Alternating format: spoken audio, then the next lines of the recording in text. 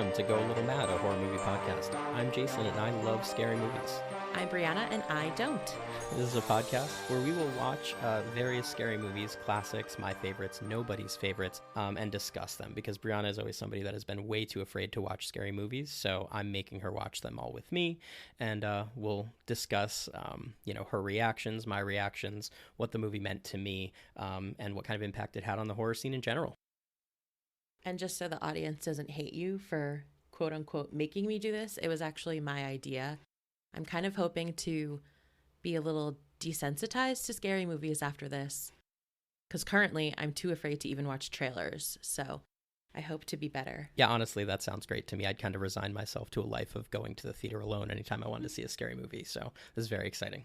Today, for our first movie, we're going to be watching Psycho, or we have watched Psycho, and that actually provided the inspiration for the name of our podcast. It came from a quote in the film. So this was written by Joseph Stefano, based on the novel by Robert Bloch, which I actually had no idea it was based on a novel. Did you know that? I think so. I think I kept it up there over the last 20 years and it just got kind of dusty and full of cobwebs. It was directed by little-known director Alfred Hitchcock. Have we heard of him? That's not funny. It stars Anthony Perkins as Norman Bates, Janet Leigh as Marion Crane, Vera Miles as Lily Crane, John Gavin as Sam Loomis, and Martin Balsam as Detective Arbogast. Arbogast. And just a quick synopsis for those who haven't seen it. A woman seizes an opportunity and finds herself in mortal peril after checking into a motel owned by a man who's gone a little mad. She said the thing, everybody. Okay, so Jason is going to talk about some flesh wounds, but he's going to first explain what those are. Okay, so we're going to call them flesh wounds because they're just little facts about the movie, but they don't go too deep, right? It's clever. I thought of it myself. So to start, critically, it's acclaimed, 96% on Rotten Tomatoes. But that's actually my first little fact here is initially it was actually hated by critics. Hated isn't accurate. It was divisive.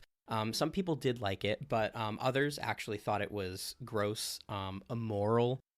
There was one British critic, C.A. Lejeune, who was so offended she walked out of the theater before the end of the movie and quit her job. Oh, that's very dramatic. She stopped reviewing movies after seeing Psycho. But after it was such a commercial success, it was often reevaluated by critics, and it actually was Hitchcock's highest-grossing film. It got 4 different Oscar nominations for Best Director, Best Supporting Actress, Art Direction Black and White, and Cinematography Black and White, because you had to distinguish between black and white and color back in those days. Which actually brings me to my second fact. This movie was in black and white. It came out in 1960. However, in 1959, Hitchcock released what some consider to be his best movie, many consider to be his second best behind Psycho, North by Northwest, which was actually shot in color. Psycho was shot in black and white for budgetary reasons and more specifically to keep the shower scene from being too graphic. We all know... I have information on that. Oh, do you? Go right ahead. Yes. Well, no, I'm sharing it later, but it's in the review that we're going to talk about. Oh, okay, great. Looking forward to that. So, I think the critical reception initially is kind of because it was inventing a genre, right? So this was like the first real slasher film. Not necessarily the first quote-unquote scary movie, but it was definitely the first slasher film. A lot of firsts in this movie, a lot of sort of groundbreaking stuff in terms of mainstream cinema. And you probably don't have movies like Freddy Krueger, Halloween, things like that, at least not as soon, without Psycho. So those were my 2 facts. Cool. Okay, so next I thought we'd just kind of talk about, in general, like our knowledge of the film in pop culture, or I guess particularly for me because I've never seen any of them. So, but you can go first. Well, I think I just stepped on that a little bit, didn't I? That explains the dirty look you gave me. So yeah, like I said, this was the first slasher film.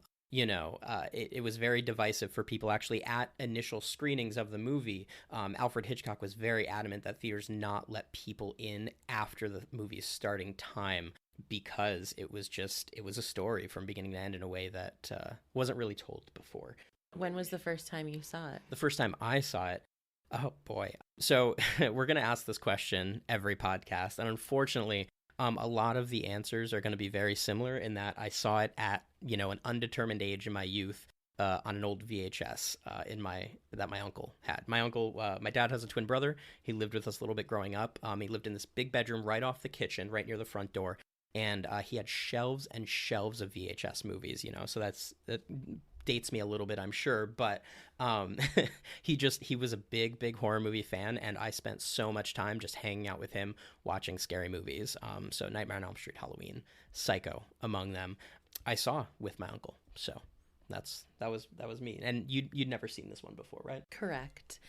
As with most of them, never seen it, but obviously I'm familiar with it. I obviously knew it was an Alfred Hitchcock film and that it's iconic, particularly, of course, the shower scene. I feel like everybody has seen that in some kind of pop culture compilation VH1 situation. So were there any, like, this movie has a couple twists and turns, I would say, a couple really two specific shocking moments. Were either of those a surprise to you, or had both of those already been ruined by the zeitgeist? All I knew was the shower scene. That was the only quote unquote shocking moment. So that end twist there, you didn't know about that before the movie? And just kidding. My familiarization with it is actually that I've seen the entire series of Bates Motel. There it is. Yeah, I was fishing for that because there's a spot about halfway through my notes when we watched the movie when she told me that she'd seen the entire series of Bates Motel, which was new information to me, and it just kind of threw off my whole game. So I'm a complicated person. I truly hate scary things, but I do watch American Horror Story. But Bates Motel was not scary. It was just like similar to my feelings on this. It was more of a thriller and not like suspenseful and just not scary. Yeah. I don't want to, get too ahead of, what we've got. But I do agree. I think this is probably something that did unsettle people at the time. But, after the bar has just been raised over the last 60 years. This movie came out 61 years ago, which is insane.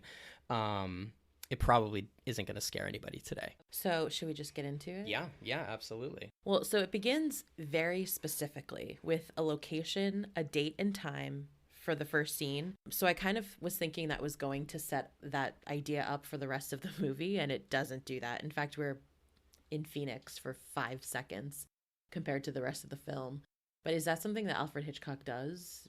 Or is it just for this movie? I don't know, to be honest. Actually, I haven't seen many of his classics, but I actually want to rewind a little bit because I have a note here. Actually, the opening credits, before we even set up, the location, the time, et cetera, et cetera. The opening credits is just, old-fashioned black title cards with names, and it's the entire credit. It's not just sort of what you see on movies today. It's literally every single person involved in the movie, as there are no ending credits. But the music and it just starts very suddenly, and it almost sets a jarring, suspenseful tone to begin the movie, because it's just, you see that opening Paramount thing, and then just like very intense music, not quite the shower scene music, but just very intense, those words flashing across the screen. And I found that interesting. I felt that it really was setting the tone for the movie. I saw you writing stuff down with the credits, and I was like, this is going to be like film analysis, and he's going to win because he's already writing things down, and I have nothing.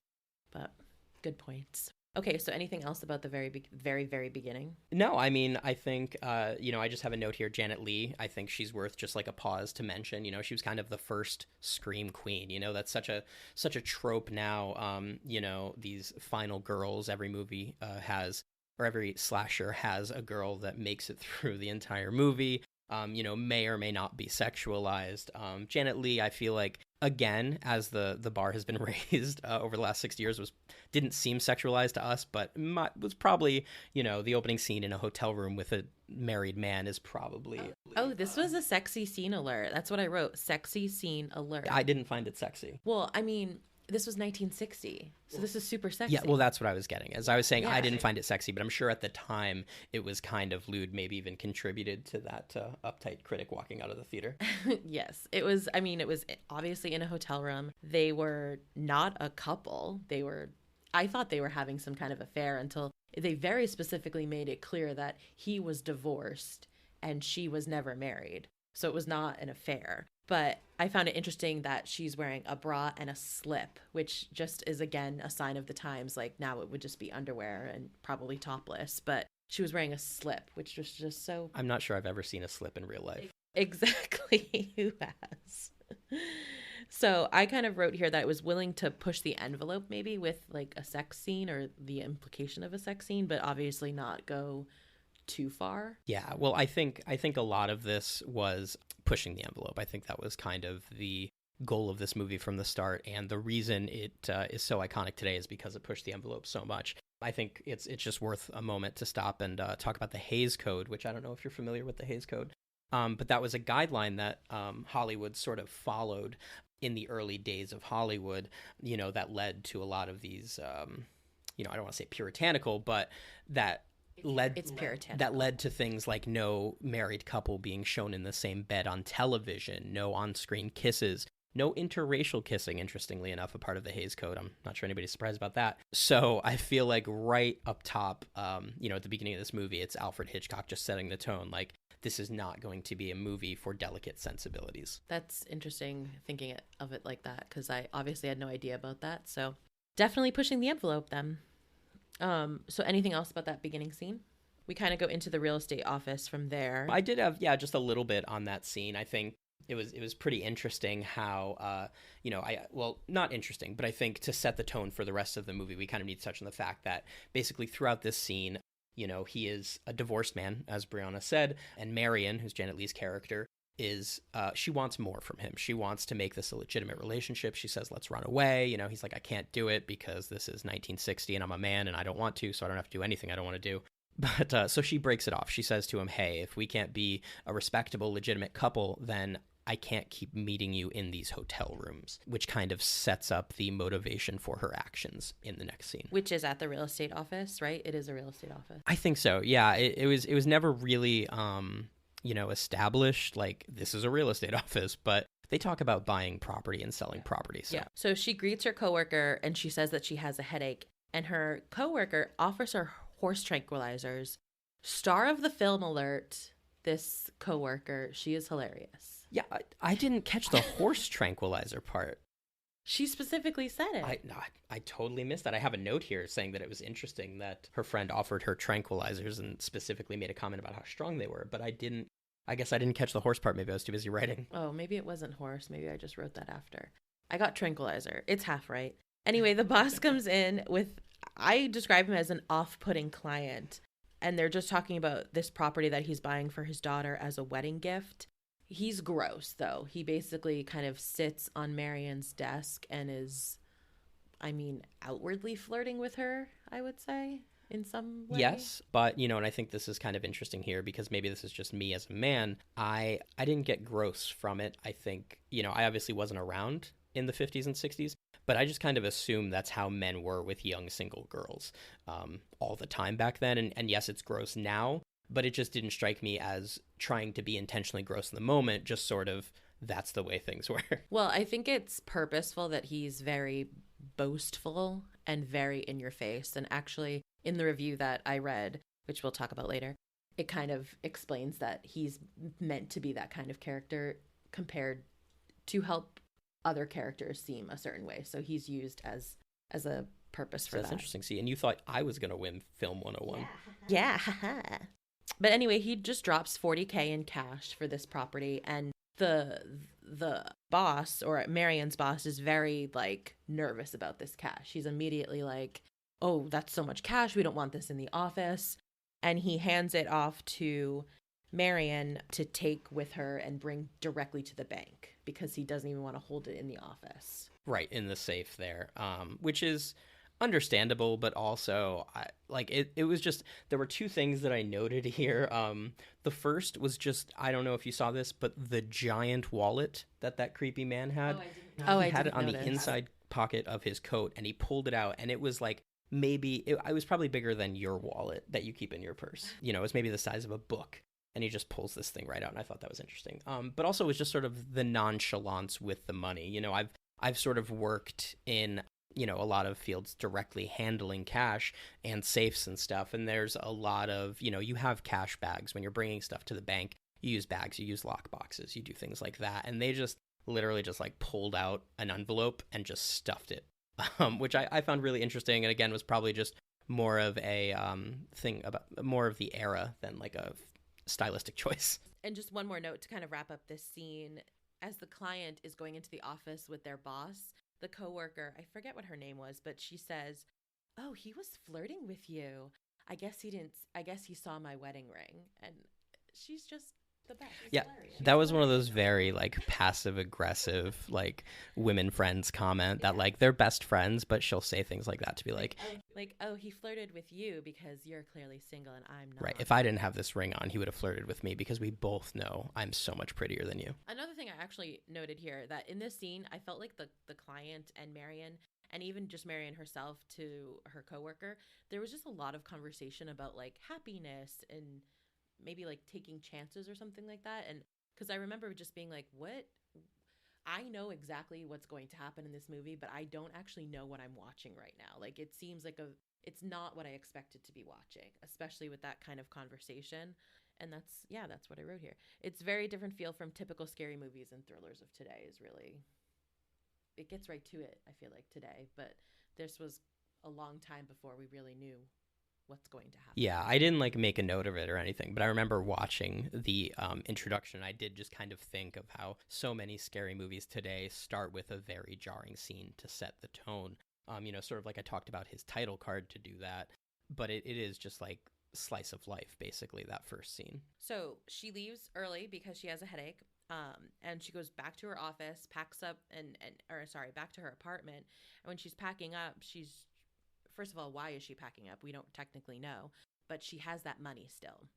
So she's packing up a suitcase, grabs the money, and goes.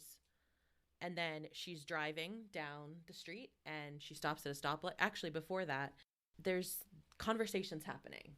Like, so we're looking at Marianne's face while she drives, but we're hearing conversations happening, which I initially thought were flashbacks, where she's thinking of like, should I be doing this? Because she's obviously stealing the money. But I think it's actually conversations that are happening with other characters at the same time. That's what it is later. Yeah, so I think that's actually, I have that noted after this scene, though. Well, I kind of just brushed by her in the apartment and then she's in the car. Well, right, but I that happens after she sees her boss. It happens actually the next morning after the cop like stops her and stuff like that. No, it happens again. I forget what those conversations were because I didn't even understand what it was, but it's fine. So at a stoplight, her boss and client, they cross in front of her and he spots her and he kind of smiles and then he like furrows his brow because he's like, "Oh, you said you were sick and now you're driving out of town." Kind of. So he's kind of thinking something is up, I guess. And when she drives away, the music picks up. I noticed that. Yeah.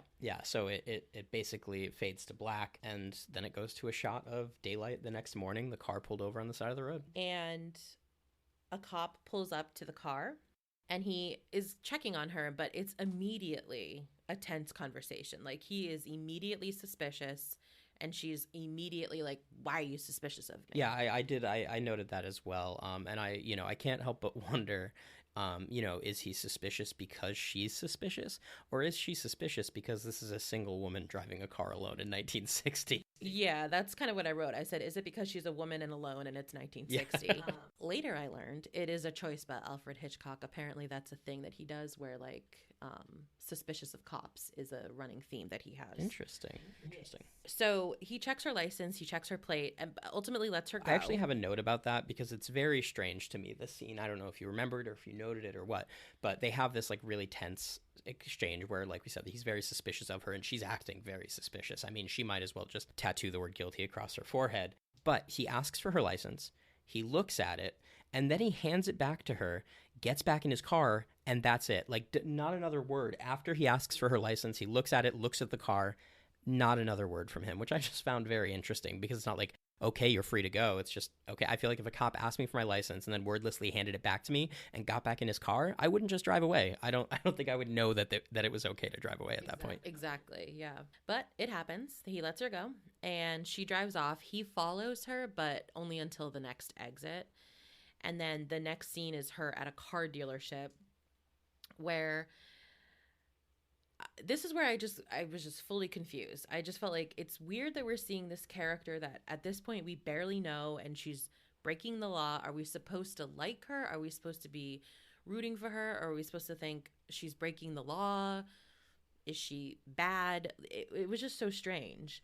And I kind of found myself wondering, what is she doing? Why is she doing this? Where is she going? What are her motivations? Is she just seizing an opportunity? Like, it just didn't make sense to me. Well, I mean, so it's hard to say the first time I saw it. Again, I was literally a child. So, I mean, maybe I just kind of knew this in my head. But it did seem to me from when she left that she was heading to Sam, that she was taking this money to give them a life together, because he was talking in that opening scene about his alimony payments and how his ex-wife needs to get remarried so he doesn't have to pay it anymore, and how tight money is. So to me, it seemed kind of from the jump that she was stealing this money to make a life for her and Sam. As for, whether or not we were supposed to be rooting for her, whether she's supposed to be likable, I don't really think that was something Hitchcock was going for, but I'm no expert. So, well, the cop catches her as she's clearly ditching her car to buy a new one. And once again, moving very hastily, she's just like, here's $700. I'm trading my car in. I'll also give you $700. And the dealership owner is like, whoa, what's a lady like yourself moving so quickly for, basically. So he's suspicious of her too, but also he just takes the money and lets it happen. So absolutely. I mean, how often are you going to get paid cash for a car right away? Maybe it was common back then. Nowadays, not so much. Right. So off she goes with a new car. So there's more driving, and now there's more conversations with other characters. It's like the next day, and her boss is putting together that she's taken the money. And the client is pissed.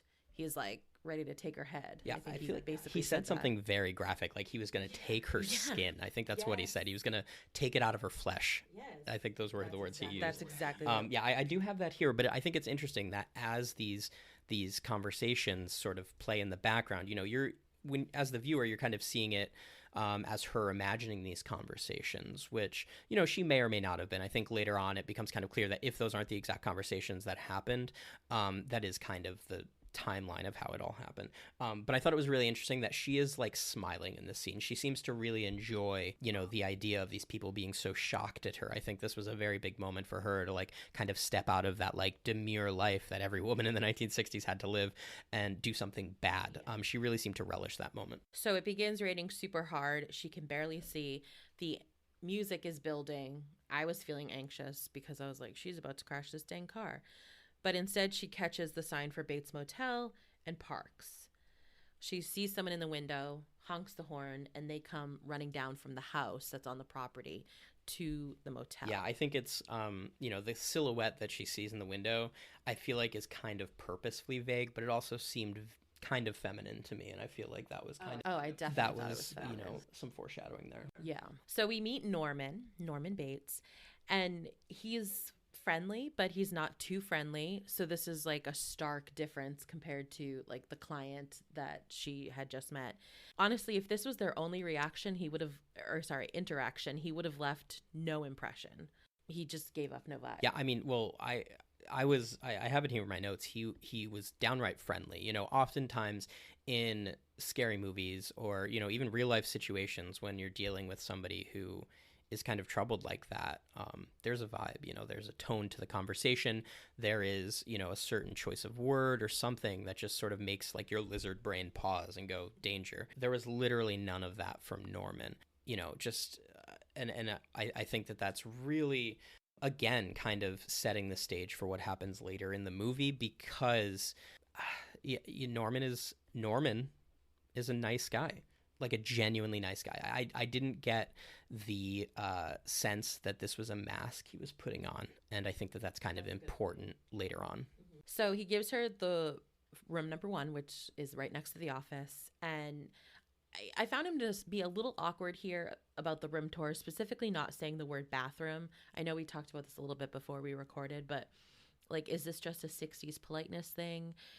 What is it? I don't know. It was just interesting that he won't say the word, but ultimately, spoiler alert, he kills her in it. So yeah, I mean, I think, from what I understand, there were several takes of him calling it a shitter that they just didn't go with.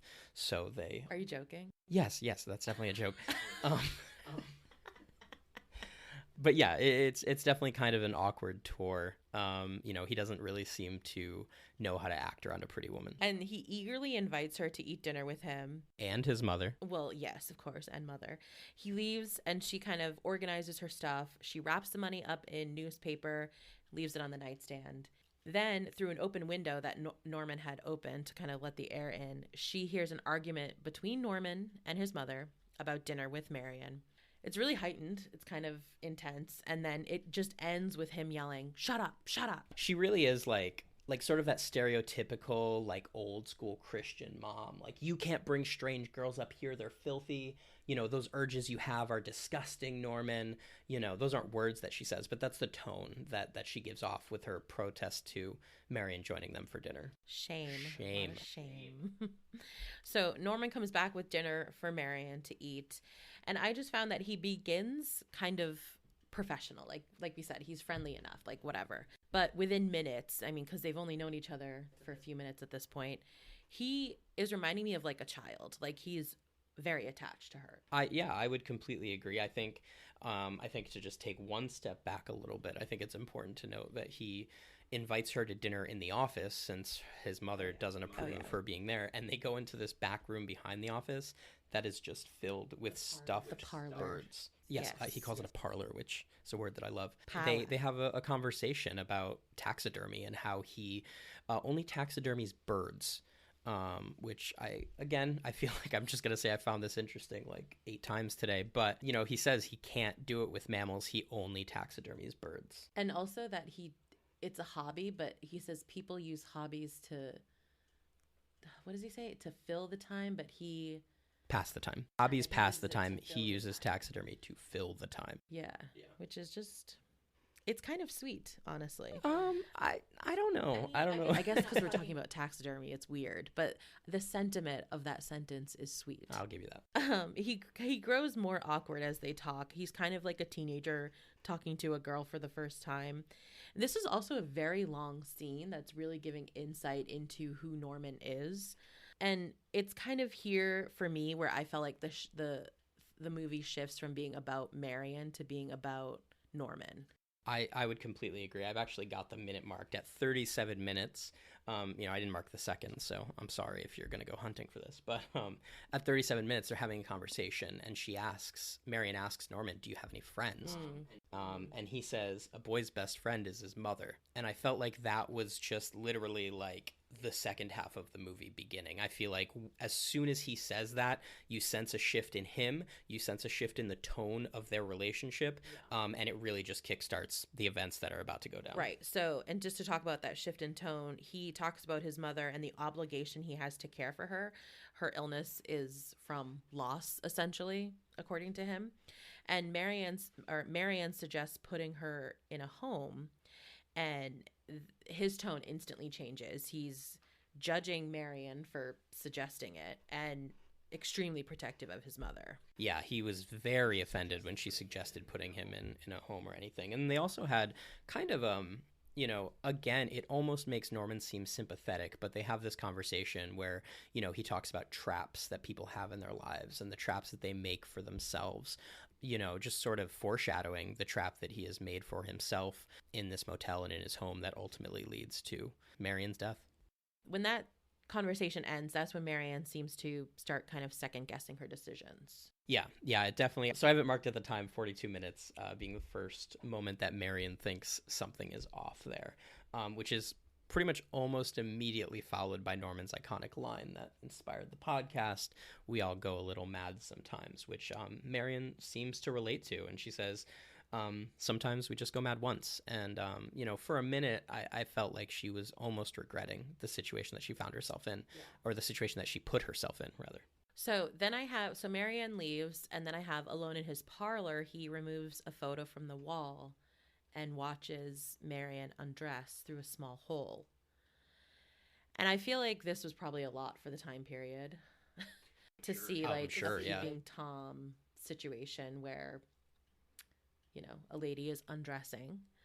And then 25 years later, we got that famous shower locker room scene in Porky's. a true inspiration. Yeah. So he leaves the motel. I kind of found him to be either determined or mad, and he heads up to the house. In the house he was gonna go upstairs, but instead he sits alone at the kitchen table. And I don't really know what to make of his actions there.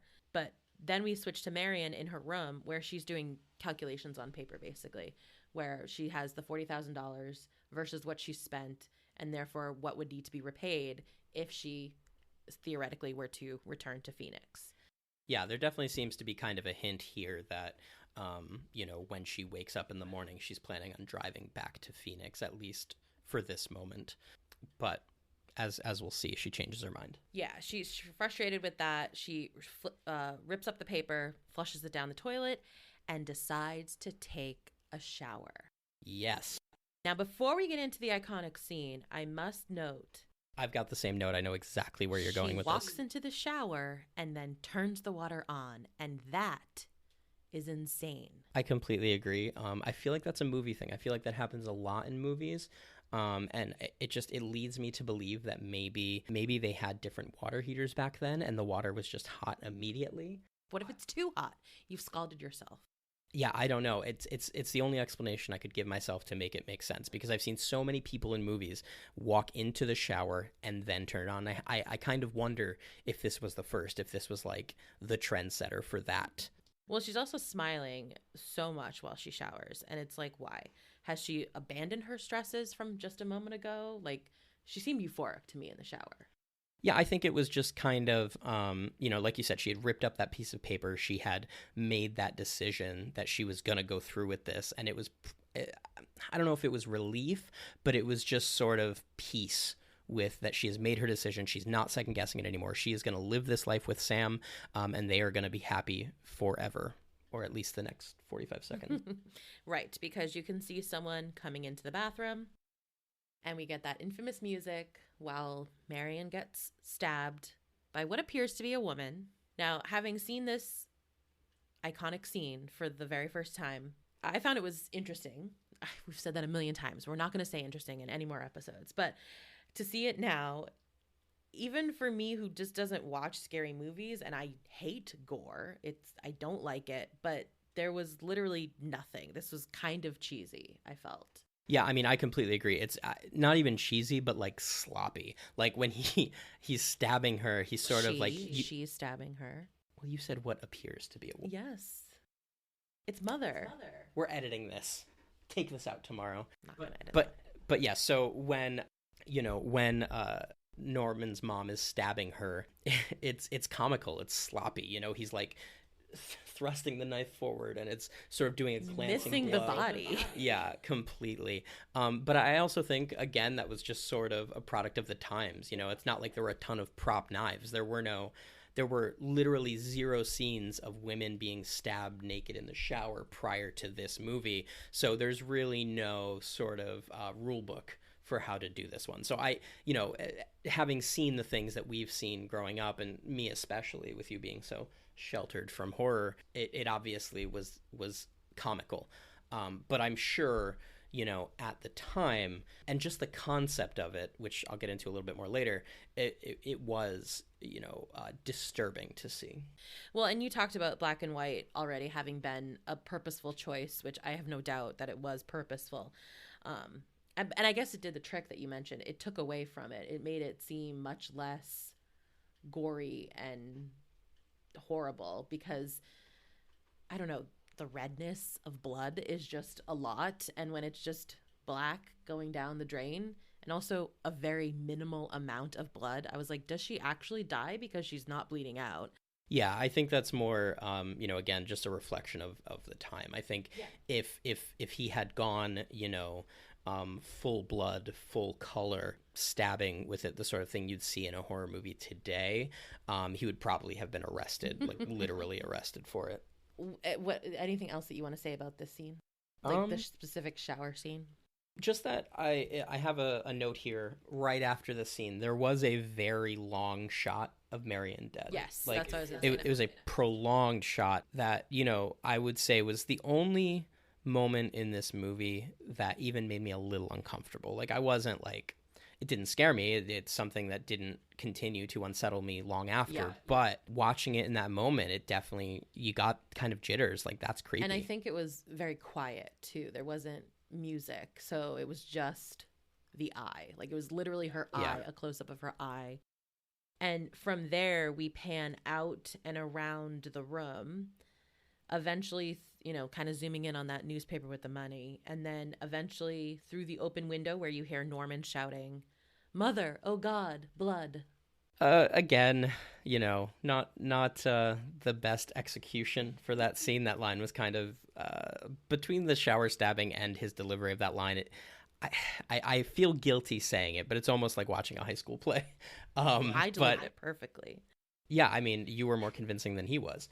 But not to take away from the film or Hitchcock or anything, because obviously it's a great movie. But I think it just, again, goes to show how far movies and acting have come in the last 60 years. So he runs from the house, shocked, seemingly, somehow, to find her dead. He shuts down the motel, turns off all the lights, and really just moves about cleaning the scene very efficiently, like, to suggest that he's done this before. Yeah, it definitely had the vibe of somebody who, had a routine. Yes, methodical. Great word for it. I do have a note here. I found it really interesting. Maybe I'm getting ahead of you, but while he's cleaning, after he's like done cleaning the bathroom floor, he puts Marion in the trunk of her car. Yeah. That trunk was humongous. That was the biggest trunk I have ever seen in my entire life. Honestly. Yeah, for real. Like, we could probably both lay in there and be pretty comfortable about it. So I thought that was really fun. But it was also just kind of brazen, because I think it goes to show, one, how well he knows his surroundings, and two, what he's done before. Because he just picks up her body and just walks out of the room with it. He doesn't even like make sure the coast is clear. He doesn't check for like cars driving by, because this motel is right on the highway there. He just carries a dead body and throws it in a trunk, which I found really fun. I mean, the first time I spot a dead body that was done by my mother, I'm probably throwing up. And so he was just very chill, very calm and collected. I could see your mother killing somebody. Wow. I'm telling her you said that. She'll listen. So he gathers her things. He kind of goes around the room, gathers her things. Again, the camera zooms in on the nightstand where the newspaper wrapped money is. And I'm just like, why are we still even caring about the money at this point? But he comes back into the room and does like a once-over, as one does when they're packing up a hotel room. And that's when he spots the newspaper wrapped money and just tosses it in the trunk with the body. So the money, Norman didn't know about it. It didn't matter. It's in with the trunk, which then is driven to a swamp, which is the thickest swamp I've ever seen. I thought it was like... Yeah, it looked like mud. Black. I don't know. It was just very thick. And I think it was honestly genuinely funny. It was like a slapstick comedy, the way he kept not finding the money. They made it a point to show how methodical and how thorough he was with all of this, and he's literally holding this newspaper that has $40,000 of cash in his hand and just tosses it into a trunk without a second thought. And it was literally funny to me in that moment, and I don't know if that was purposeful or, again, just kind of how I've been conditioned and raised on different movies. So the car sinks like 95% of the way. It sticks out a little bit, and you think it's not going to sink, and then it does. And Norman is smiling as that happens, almost to, I don't know if it's relief because, he saved his mother in this instance, or I definitely think that. I mean, maybe not even relief, but I would argue pride. I think, in his mind, he is the hero. His mother did this awful thing, and she was going to suffer some awful consequences for that, but he saved the day, which I think says a lot about his mental state. Yeah. And his need for approval from his mother. We switch entirely to a hardware store. We find out it's Sam's store, and a woman comes in named Lila. That's Marion's sister.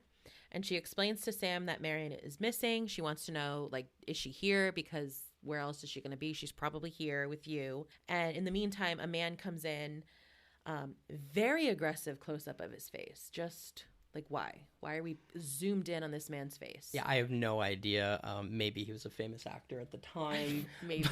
But he's Arbogast, which is a great name. That is the name of, like, an elf or a dwarf in the Lord of the Rings or something. Like, it's not actually, but it should be. Arbogast, or like a teacher at Hogwarts.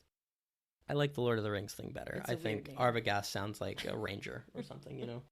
Anyway, he says he's an investigator. I think he was hired by the client who lost the money. And so it's basically, he is here to find $40,000, and that is it. Yeah, and he is immediately, you know, he is all business. He is suspicious of every single person in the entire world, which I guess is his job, but also is just like, man, how do you have the energy for that? So we get a montage of the PI asking around to all the hotels and bed and breakfasts in the area until he finally reaches Bates Motel. Yeah, and I will say that the conversation that Arbogast had with Sam and Lila is when I kind of realized or concluded that the conversations that we saw Marion, you know, imagining in the car were very real. Yeah. So again, when the PI meets Norm, I'm calling him Norm now. Please he's don't. just your average friendly guy. And the Arbogast starts pressing him to get information out of him, you know, to basically confirm that Marion was there. So Norman's story changes a bunch. He gets nervous. But I found this to just, I feel like the PI was just fishy for no reason, because Norman tells him, yeah, she was here, but she just packed up early and left the next day. And why is that so unbelievable to him? Like, he keeps insisting that there's more to the story. Well, and yes, there is more to the story, but it's not what he actually thinks. Well, I mean, I think because initially Norman had said that nobody had been by for several weeks. And then the PI insists on looking at the register and pulls out a handwriting sample of Marion's, which I have no idea. You know, I guess that's just a thing. We wrote letters back then. Yeah, why. I guess so. I guess that's probably it. But he pulls out a handwriting sample and, you know, instantly being a penmanship expert, you know, determines that, hey, that's her handwriting. So that's when Norman says, oh, yeah, I guess somebody was here last week. Like, sorry, I'm so alone out here. Like, you know how it is. Just you can't keep track of the days anymore. So his suspicion is very over the top. But I think that's what kind of like let him settle on like, hey, man, like, he seems to think that Norman is in on it and that Norman is helping and or hiding Marion to get his share of this cash. Well, he finally leaves after kind of suggesting like, oh, don't feel bad. You know, anyone could be fooled by a woman. And that's when Norman gets defensive and says like, oh, you know, I would never be fooled by anybody, even a woman. So he has lady issues. This is obvious. Well, no, actually, just to correct you a little bit there. He said that she might have fooled him, but she didn't fool his mother. Oh. Yeah, so he makes that note that, you know, he doesn't tell the truth, but he tells a version of the truth where he invited her to have dinner with him and his mother, and that his mother found her very weird, so she didn't. Which is, I mean, I guess, strictly speaking, true. Big air quotes around that. But so he says she fooled me, but she did not fool my mother, which I wrote word for word in quotes here because I found that a very impactful line. Well, after reporting back to Lila, kind of, you know, having met with the, you know, at the Bates Motel, he goes back to the house. So he's not going back to the motel. He's going back to the house where he just walks right in to a private residence, which is just, but he takes his hat off. So he's polite. Well, you don't want to be rude. Yeah, exactly. Yeah. He just goes upstairs and he's stabbed by Mother, where he then falls down the stairs in a very weird, dramatic choice of camera work. Again, comical. He was very clearly on some sort of like sled or skates and slid down the stairs backwards. Yeah. So it's like that shot of just directly on his face, and you can see, you know, him falling down the stairs, but it's just him sliding directly back and his arms kind of flailing in a very old-timey acting way. Yeah. So the body and car are disposed of in the same manner through the good old swamp, where now we wonder how many bodies are there, how deep is the swamp, because how many cars are in it. Yeah, I feel like the next car is probably just going to like come to rest on top of a car and just stay above water the whole time. So meanwhile, Lila is panicked because Arbogast had said, you know, I'll be back in an hour. It's been 3. And they go to the sheriff's house where they learn a lot. They learn that, you know, Norman's a hermit and his mother has been dead for 10 years. Yeah, they say it was a murder-suicide. She killed her lover with rat poison or strychnine, I think is what they said, and then herself. And they went to the funeral. So they did. Meanwhile, Norman gets home from dumping the body and argues with Mother over the murder, and that in order to be caught or to not be caught, she has to be put in the fruit cellar. Yes, he has to hide her in the fruit cellar. Greatly. She is very unhappy about it. But he carries her down, and that's that. Oh, you know what? Actually, I just want to backtrack 1 second here. I have a note that I missed at the time when Arbogast is investigating the house.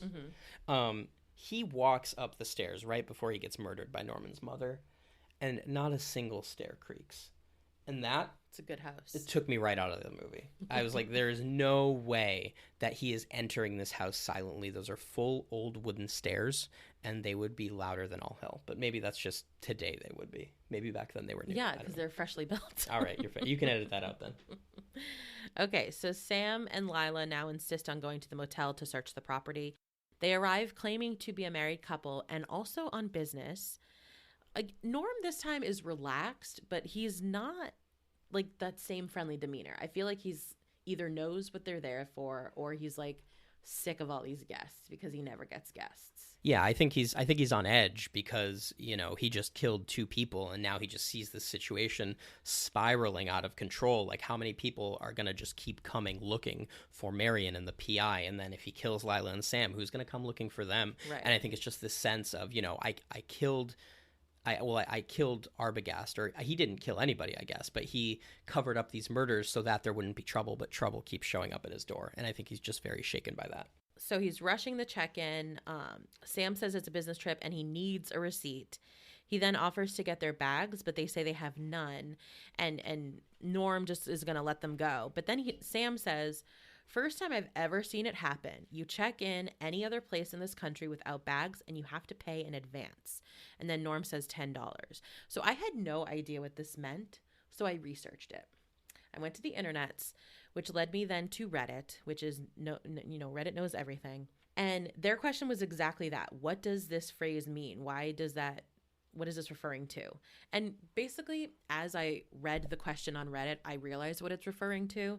And it's what checking into a hotel with no bags means. You're there for sex. Yeah. I mean, it's probably like an hourly rate. Exactly.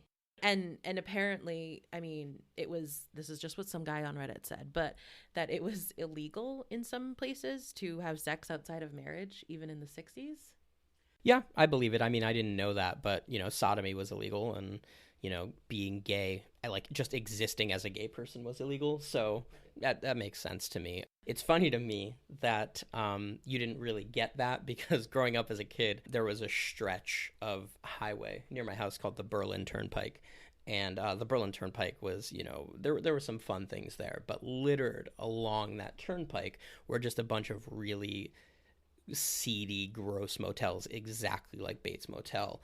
And they all advertised on their sign that they had an hourly rate, which led me to ask what that meant, which got me the answer. So that wasn't really a confusion point for me. Well, and sheltered. I guess not everybody grew up knowing that people brought hookers to motels to pay by the hour. Well, ultimately, they sneak into room number 1. They find 2 interesting things. No shower curtain and a scrap of paper that Lila picks up by the toilet and sees that there's a calculation on there related to the money. So she knows that Marion was here calculating the money. So their conclusion in all of this is that Norm and his mother stole the money. I found just that when Lila and the PI were at Sam's store, their relationship was contentious. Like he was thinking she was hiding her sister, and she was like, you're an asshole, basically. But now it's like she believes everything he's saying. And it's just strange to me that they spoke to the sheriff who was at Mother's funeral, but they still believe that this woman is alive because Arbogast heard from Norm. Arbogast. Whatever his crazy name is, heard that, Norman talk about his mother. It's just a strange thing. Well, I think they also saw a silhouette in the window at a point of a woman. And I guess it would be weird to assume that that's not, that's a fake body or something. But Yeah, I mean, if I see a silhouette of a person in a window, I don't immediately think that's a corpse or a cross-dresser. I just think that's a person. So Lila, Is cross-dresser problematic? I don't know. Okay. Well, we'll do some research and you can edit that out if it's Okay, not. okay. But if it isn't, leave this entire bit in. Okay, great.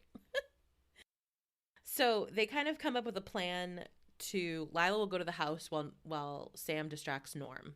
So Lila scurries up to the house. Sam goes into the office and has a conversation with Norman. And he has a weird conversation. Like, he doesn't just start off saying like, "Hey buddy, how you doing?" like shooting the shit or anything. He's just like, "Your life must suck here. So don't you want to leave?" Well, it's actually a little known fact that small talk was invented in 1973. Oh, So they prior know to how to do that. 1973, every conversation with a stranger was just immediate surface judgments. Well, while that great conversation is happening, Lila is in Mother's room, sneaking around, and you know how I hate when women specifically sneak around. I don't know why.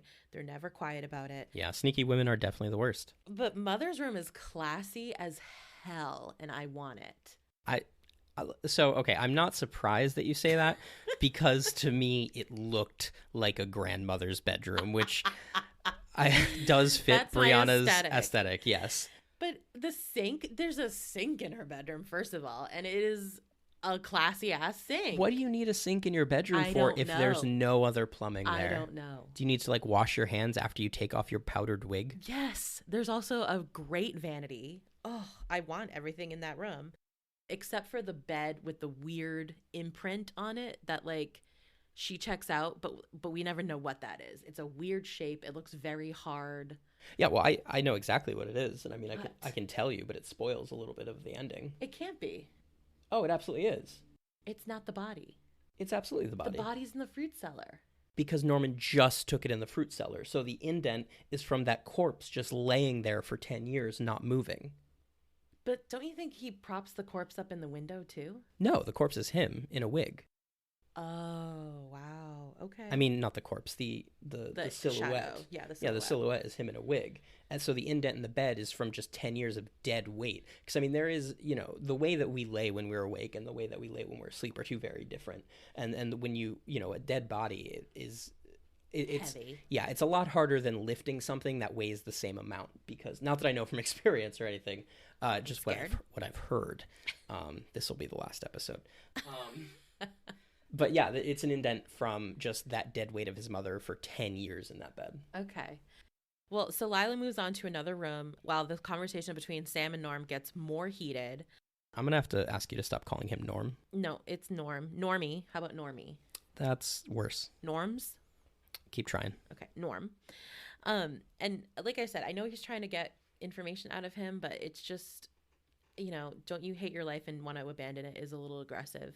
But Norman realizes what's going on. He hits Sam over the head, runs to the house, and Lila spots him while he's running into the house. So she scurries to the basement, where it just is now everything's happening very quickly. She goes into the basement.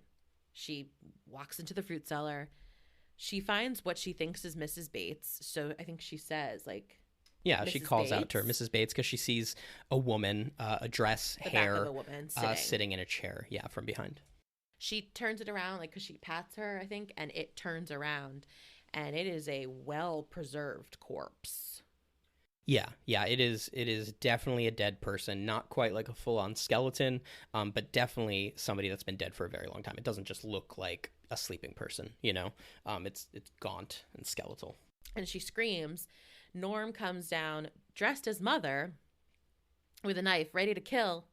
So now we have learned that Norman's been the killer all along.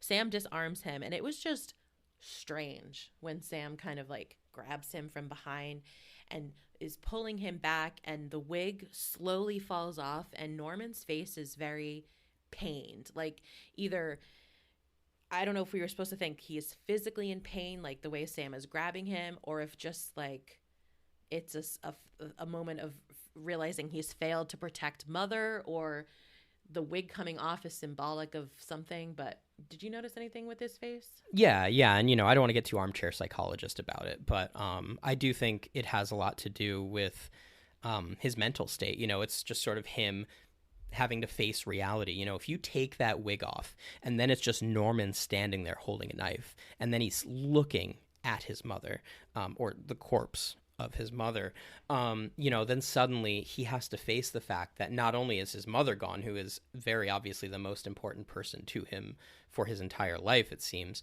but also that he's done these terrible things. And I think that that pain on his face is just sort of the realization of the reality sinking in. Yeah. Because, you know, again, like I said earlier, you know, Norman as Norman, you know, he does these awful things to cover up for his mother. He looks through the peephole on Marion, which I almost, you know, like you said, he was kind of childlike. I didn't find that creepy. It was more like curious. You know what I mean? Like, to him, it was like, I want to know what this looks like because I'm a child. It's not like he was standing there masturbating to it, you know? So I think when you put all of that stuff together, it really speaks to the fact that Norman and Norman's mother are two separate people. It wasn't just him using his mother's wig to hide himself. He truly believed the reality as he told it until that moment when Sam forced him to confront it. Right. So we switch to jail, where Norman has been evaluated by a psychologist who kind of walks into the I don't know, the detective's office and is like, there's a really good quote that I'll be able to quote in a bit, but in the review section, basically he's saying Norm is his mother. Norman is his mother. His mother is Norman. It's one person for at least the past 10 years when he killed his mother. Yeah. He says that Norman killed both his mother and her lover. Yeah.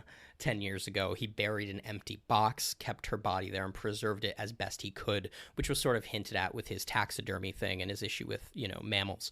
I found that this scene, it was good, but I feel like today it would be a bit too much. It sort of over-explained. Sure. It was kind of too on the head. And I think I would have felt like I was being talked down to if I saw that in a movie today. Yeah. But, you know, again, given the envelope that was being pushed here, I understand it. Well, the review talks about this a little bit, but I truly wrote nothing down about this scene because so much was said and we were just beaten over the head by the point that Norman is crazy. Yeah, and I think, you know, and it's also, you know, mental health wasn't really talked about in the way that it is today. Like, there's still such a stigma on it in a lot of circles today, but back then it was practically non-existent. So if you were to say to me today, you know, so-and-so has a split personality or borderline personality disorder, multiple personalities, schizophrenia, whatever, you know, whatever it is, if you were to say that to me today, I would know exactly what you mean. But if he just walked in there and said, yes, Norman has a split personality, and that was the end of the sentence, the entire audience would have had no idea, except for, you know, people that actually knew about that kind of stuff. Right. And in fact, the cops actually ask, well, what about the money? And it's like, we're so far beyond that. The money was inconsequential. Norman did not know about the money. And probably even if he did, this wasn't ever about the money with him. Yeah. I mean, they should probably thank Marion for stealing that money because now they caught a serial killer. Because that is also, the psychiatrist did mention that Norman has almost definitely done this before, and he inquires about a couple of unsolved murders or missing persons in that area in the last few years, and the cops do have a couple that the psychiatrist believes Norman's mother is responsible for. So we end the film with Norman alone in, I guess, a cell, thoughts running through his head, but in the voice of mother.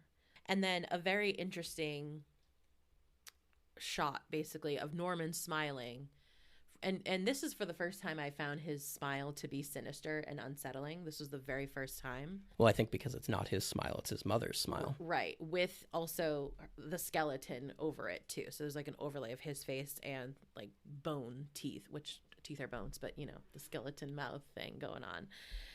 So it was just kind of this long-winded doctor scene, and then boom, a disturbing ending.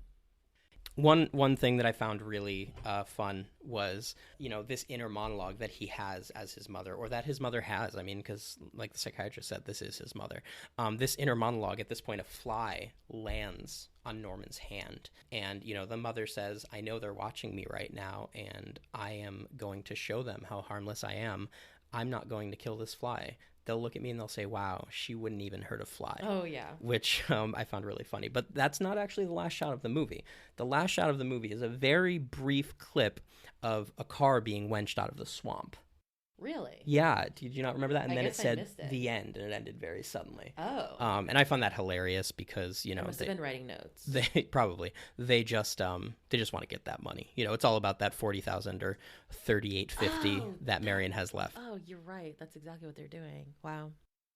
Okay, well, so I thought it'd be fun to kind of talk about some reviews that we might find. And I've only talked vaguely about this review for the entire podcast, but this was from Roger Ebert from 1998. And he actually has a website, rogerebert.com. It's a long review. I've never really read his reviews because I've never cared about movie reviews at all. So I don't know if this is just always how he is, but I highlighted a few points. So the first point he makes is that Hitchcock deliberately wanted Psycho to look like a cheap exploitation film. He shot it with not his usual expensive feature crew, which had just finished North by Northwest, but with a crew he used for his television show. He filmed in black and white. Long passages contain no dialogue. His budget, $800,000, was cheap even by 1960s standards. So I wonder if this kind of explains, like, I don't know, the cheapness of the stabbing scene. I don't know, because I would just say, again, there wasn't like the technology for it. Like, you just didn't show people getting stabbed, so there were no like retractable prop knives. And I think the budget, you know, and this is pure speculation on my part. I haven't looked this up. I have absolutely no verification for this. This is literally just me saying words based on a hunch. But that's what a podcast is. Yeah, you're right. But I feel like it might have been hard to get something like this funded back then because, you know, I feel so repetitive, but there was nothing like this. Yeah. You know, if you went to an investor and said, hey, I want you to give me $2 million to make a movie about a woman getting stabbed in the shower, I mean, there are like 7 things wrong with that sentence. So right. I think that might be partially responsible for the shoestring budget. He also points out the guilt of the ordinary person trapped, let me read the whole thing again here. The setup involves a theme that Hitchcock used again and again, the guilt of the ordinary person trapped in a criminal situation. Marion Crane does steal $40,000, but still she fits the Hitchcock mold of an innocent to crime. We see her first during an afternoon in a shabby hotel room with her divorced lover. He cannot marry her because of his alimony payments. They must meet in secret. So that explained it to me because I was like, what's her motivation? What are we doing here? Why can't they be together? I didn't realize this whole alimony thing because, again, it was a 60s thing. And so when the money appears, it's attached to a slimy real estate customer who insinuates that for money like that, Marion might be for sale. So Marion's motive is for love and her victim is a creep. So, yeah, we're supposed to kind of feel sympathy for her. You know, that's really interesting because I did, you know, on the flip side of that, like, I feel like we kind of each got half of the puzzle here because I knew that it was about the money to build that life with Sam the whole time. But, you know, I guess that's just my, you know, white male privilege speaking that I didn't view that real estate guy as a creep. I mean, I certainly had no sympathy for him. I wasn't like, oh boy, I sure hope he gets that $40,000 back. But I think I just assumed, I was like, yeah, that's just how men talk to women back then. So I never really got the creep side of it. But in that light, those two things together, that does kind of put everything in a new perspective. And just as I mentioned this earlier about the police, he notes that as Marion flees Phoenix on her way to Sam's hometown of Fairville, California, we get another favorite Hitchcock trademark, paranoia about the police. So that's where that kind of came from. So I think it's also just important to note, so when did Roger Ebert write this review? 1998. 1998. So that was right around the time that Gus Van Sant made a very poorly received shot-by-shot remake starring Anne Heche as Marion. He does reference that, actually. And we don't need to talk about that any further. To be honest, it wasn't good. Okay, so another point he makes, unlike modern horror films, Psycho never shows the knife striking flesh. There are no wounds. There is blood, but not gallons of it. Hitchcock shot in black and white because he felt the audience could not stand so much blood in color. And that's where he references the Gus Van Sant remake. He says it specifically repudiates that theory. The slashing chords of Bernard Herrmann's soundtrack substitute for more grisly sound effects. So they were using music to kind of say, this is bad, this is bad. And the closing shots are not graphic, but symbolic, as blood and water spin down the drain and the camera cuts to a close up the same size of Marion's unmoving eyeball. This remains the most effective slashing in movie history, suggesting that situation and artistry are more important than graphic details. I found that last sentence to be controversial because, again, for me, I overall did not find this movie to be scary at all. I almost would barely even say I found it to be unsettling, and I am obviously not desensitized to horrific things. So I don't know, do I want to argue with Roger Ebert on this? But I'm going to say no. But I mean, he's also dead, so he can't really give you a rebuttal. Wow. I will say, as somebody who is definitely desensitized, I'm no big fan of gore, but I certainly have watched and enjoyed my share of slasher movies. I 100% agree with him, and I think he's coming from somebody that has been desensitized to gore, in that even that shot of Marion's eye, again, it wasn't unsettling in a lingering way, but that moment watching it was more uncomfortable than I feel watching, Scream, any part of Scream. Crazy to me. I will not carry that scene with me whatsoever. Like the bent neck lady from that Hill House show that you made me watch, that I carry with me. That I will think of her when I go to sleep tonight because I simply said it out loud. Yeah, I mean, in that retrospect, scares me. In retrospect, that was not a good thing to make somebody who doesn't like scary stuff watch, because that's one of the scariest things I've ever watched. But I also knew you'd like the drama. Anyway, I think that's it. It's just sort of, it's real. It's human. Like the bent neck lady, a ghost is not real. Stop saying it. Freddy Krueger is not real. Jason is not real. But just the shot of a young, healthy person dead, that's real. That could happen. Yeah. And that's what's unsettling. And I think that sort of feeling, that thrill that you get from being alive after realizing how close you are at any moment to not being alive is why so many people watch horror movies. So I'd like to say that we're pretty smart because, some of the points that Roger Ebert makes here, we've basically made these points. But to back up our theses, not smart, obviously. The death of the heroine is followed by Norman's meticulous mopping up of the death scene. Hitchcock is insidiously substituting protagonists. Marion is dead, but now, not consciously but in a deeper place, we identify with Norman. Not because we could stab someone, but because if we did, we would be consumed by fear and guilt as he is. So now it's almost like that's where we talked about like the switching of the main characters here. Like, whose story is this? It's no longer Marion's story. It is now Norman's story. Yeah. And I mean, first of all, it's very bold of Alfred Hitchcock to assume that I would feel fear and guilt after killing somebody, because I could be a sociopath. He doesn't know me. But no. I do. Yeah. I think that's one of sort of the biggest things about this movie that I really appreciate, is that it does kind of set you up for the first 45 minutes that Marion is your main character. She is who you are sympathetic to. She is whose story you are following. And then all of a sudden she's just gone, and it's very sudden, and I really appreciate that about Psycho. And to wrap it up with the final, or not the final scene, but the psychologist scene, Ebert says, for thoughtful viewers, however, an equal surprise is still waiting. That is the mystery of why Hitchcock marred the ending of a masterpiece with a sequence that is grotesquely out of place. After the murders have been solved, there is an inexplicable scene during which a long-witted psychiatrist lectures the assembled survivors on the causes of Norman's psychotic behavior. This is an anticlimax taken almost to the point of parody. I mean, he's not wrong, and he's not wrong in 1998. He's certainly not wrong in 2021. And I'm not, who am I to question Roger Ebert? But maybe, I don't know, I gave it the benefit of the doubt. I said maybe that's wrong in 1960. Maybe people did need that hand-holding. Yeah. But maybe I'm just blinded by my hatred of boomers and thinking that they don't know anything. I wonder if it was comfort for viewers, like, hey, this isn't just gonna happen. This guy is so crazy, it's something you've practically never even heard of, so you don't have to worry about this. Like, this is scary, you're scared, but you don't have to take this home with you. Maybe that's the only thing I can think of. Yeah, I mean, that has to be it. That has to, I have no other theories.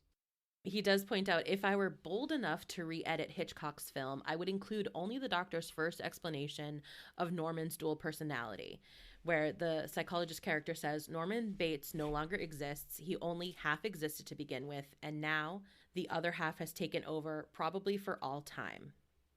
And I just wanted to point that out because that was that last line that was the one line that I vaguely remembered from the whole psychologist scene. So coming into recording this, I had no idea what Roger Ebert's review said. I didn't really know, that I was going to be disagreeing with Roger Ebert today. And I feel like it's kind of bold of us to go into our very first episode by arguing with Roger Ebert. We're film analyzers. I just want to throw that out. We're literally not. So I just want to throw that out there. I have great respect for the man. He was alive in 1960, so I guess I'll have to take his word for it. Yep. Before we get into our scores of the film, I have some little tidbits that I found. Did you know that there are 3 sequels to this?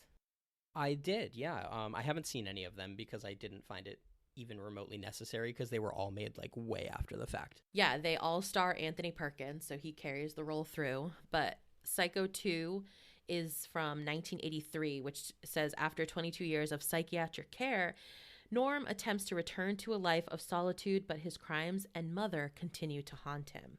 Now, is that a direct quote? Well, the IMDb. They didn't say Norm, though. They said Norman. Thank you for acknowledging that. Psycho 3 was 1986, and that is where Norm falls in love with a fallen nun who stays at the hotel or motel alongside a drifter and curious reporter. Mother is still watching. That was directed by Anthony Perkins. Okay, honestly, I kind of want to watch that now. That sounds incredible. And it might be good because, Anthony took that one on. So then we have Psycho 4, which is 1990. Psycho 4 is called Psycho 4 The Beginning. And that's where we get the background of, Norm recalling his childhood with an abusive mother while fearing his unborn child will inherit his split personality disorder. And one thing I will say is this movie does leave you wanting to know how did this start, which I think is why Bates Motel is so good. I found that to be a very good series.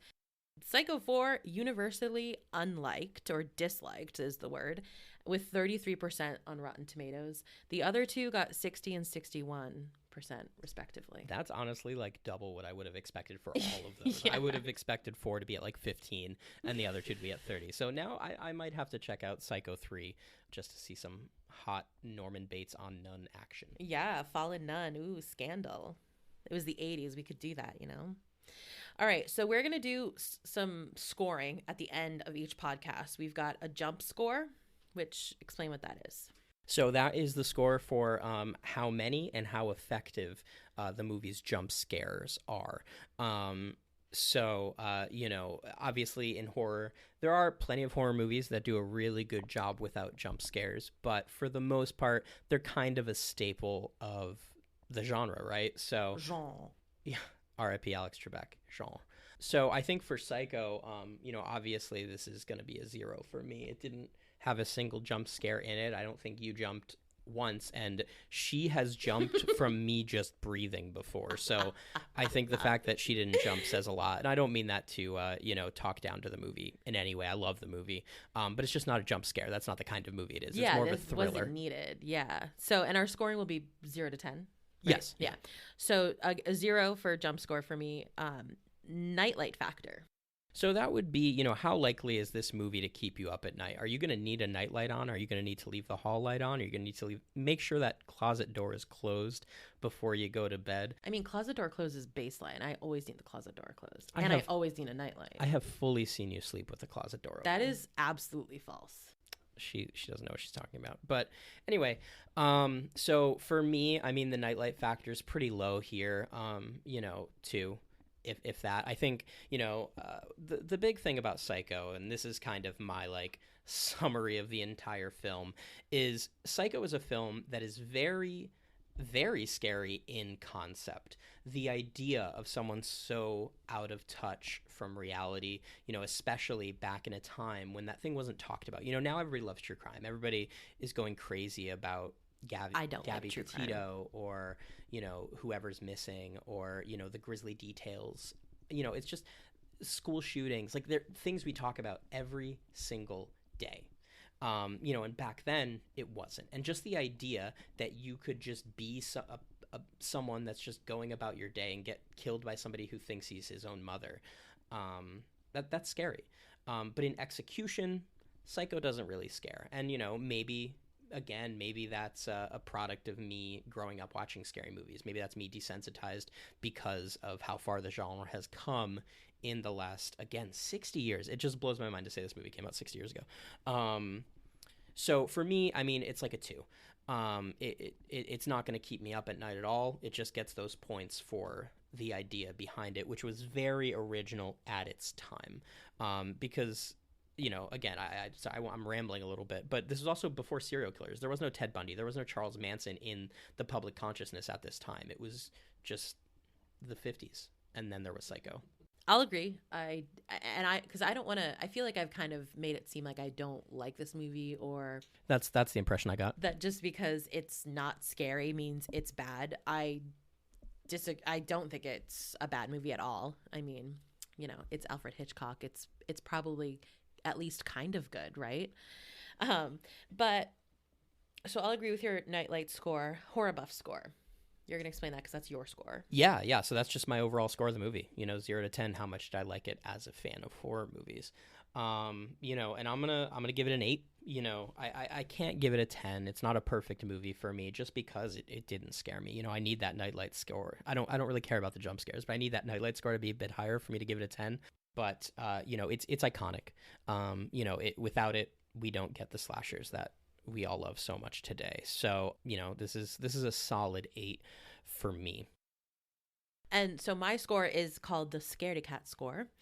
And for this film, let's see. In general, the Scaredy Cat score is going to be, how scared was I? How much am I going to continue thinking about this? I carry the bent neck lady with me. I carry that crazy clown from American Horror Story with me still. Is it going to be like that, or is it going to be, I can kind of let it go? I'm going to be able to let this one go in terms of I'll be able to sleep at night. I'll be okay. I won't think about this day to day and be afraid. So it's a 2, which isn't to score the movie in any way. It's just saying I wasn't scared of it.